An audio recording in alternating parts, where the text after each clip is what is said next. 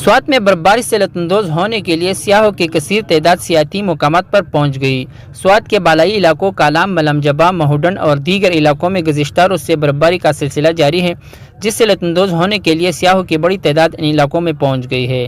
ایک طرف اگر سیاح برفباری اور سرد موسم سے خوب لطف اندوز ہو رہے ہیں، لیکن دوسری طرف سردی کی شدت میں اضافے کے ساتھ لوگ گھروں تک محدود ہو گئے ہیں۔ منگورہ شہر سمیت ضلع بھر کے دیگر میدانی علاقوں میں پیر کی شب سے بارش کا سلسلہ جاری ہے، جس کی وجہ سے سردی کی شدت میں اضافہ ہوا ہے۔ اس طرح کالام، ملم جبہ، میادم، مہوڈن اور دیگر بالائی علاقوں میں برفباری کا سلسلہ بھی وقفے سے جاری ہے، جس سے ان علاقوں میں شدید سردی نے پیرے ڈال دیے اور لوگ گھروں تک محدود ہو گئے ہیں۔